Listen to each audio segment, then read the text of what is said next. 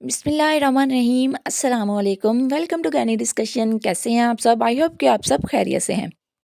Pregnancy का 9वां महीना, वैसे तो पूरी प्रेगनेंसी में ही आपने बहुत सारी चीज़ों की एहतियात करने की ज़रूरत होती है ताकि आप हेल्दी रहें, आपका बेबी हेल्दी रहे और आपकी जो डिलीवरी होती है वो अच्छे से हो जाए।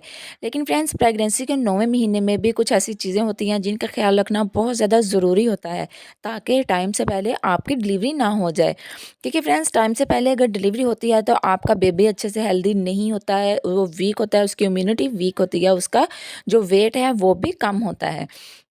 इसके अलावा अगर वो टाइम से पहले बर्थ हो जाती है तो पैदाइश के बाद बेबी को जल्दी इन्फेक्शन होने की, जल्दी बीमार होने के ख़तरे ज़्यादा होते हैं।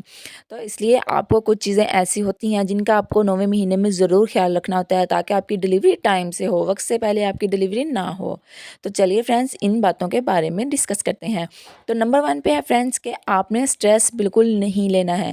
कुछ फीमेल्स होती हैं जो कि प्रेगनेंसी के 9वें महीने में इस बात की बहुत ज़्यादा टेंशन लेती हैं कि डिलीवरी कैसे होगी, बच्चा अच्छे से हो जाएगा, हेल्दी होगा, नहीं होगा, डिलीवरी का लेबर पेन कैसा होगा, लेबर पेन कब शुरू होगा।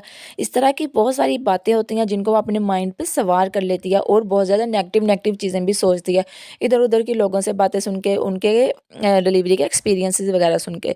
तो फ्रेंड्स, आपने इस तरह की कोई भी टेंशन नहीं लेनी है, आपने रिलैक्स रहना है।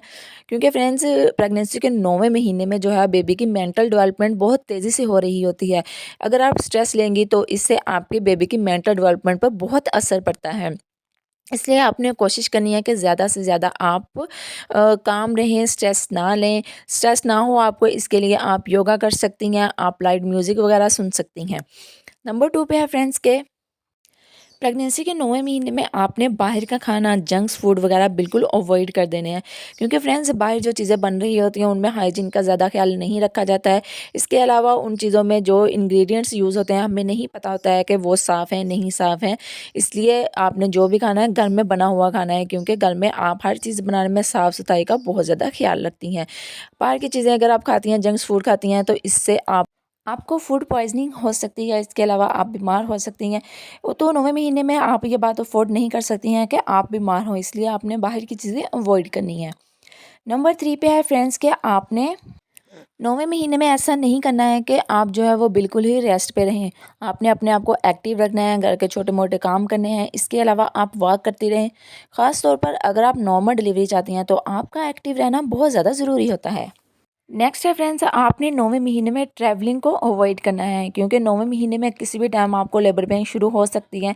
तो इसलिए अगर आप ट्रैवल कर रही होंगी और आपको लेबर पेन स्टार्ट हो जाए तो आपके लिए मुश्किल हो जाएगी। इसलिए आपने ट्रैवलिंग को अवॉइड करना है।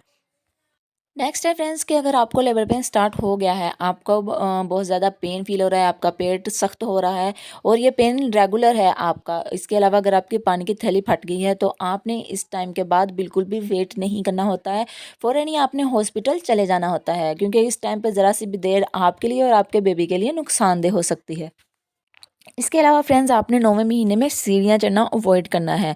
सीढ़ियाँ चढ़ते वक़्त अगर आपको बहुत ज़्यादा ज़रूरत भी है तो सीढ़ियाँ चढ़ते वक़्त आपने किसी चीज़ का सहारा ले लेना है या फिर किसी को अपने साथ ज़रूर रखना है। सीढ़ियाँ चढ़ते वक़्त आपने खुले कपड़ों का इस्तेमाल नहीं करना है। इसके अलावा आपने जो है वो स्लिपरी और या फिर हील वाला शूज़ नहीं पहनना है जिससे कि आपके गिरने का ख़तरा हो। प्रेगनेंसी के 9वें महीने में आपने चाय, कॉफ़ी और कोल्ड ड्रिंक्स का बहुत ज़्यादा यूज़ नहीं करना है। कॉफ़ी या चाय जो है उसमें कैफ़ीन होती है जो कि आपको नींद को पूरा नहीं होने देती है। तो 9वें महीने में आपकी 8 से 9 घंटे नींद पूरी होना बहुत ज़्यादा ज़रूरी होता है। और अगर आप कोल्ड ड्रिंक्स पीती हैं तो इससे आपको हार्टबर्न और एसिडिटी जैसे इश्यूज़ हो सकते हैं। इसलिए आपने इन सारी चीज़ों का इस्तेमाल बहुत ज़्यादा नहीं करना है। आप 1 से 2 कप चाय पी सकती हैं, लेकिन इससे ज़्यादा नहीं।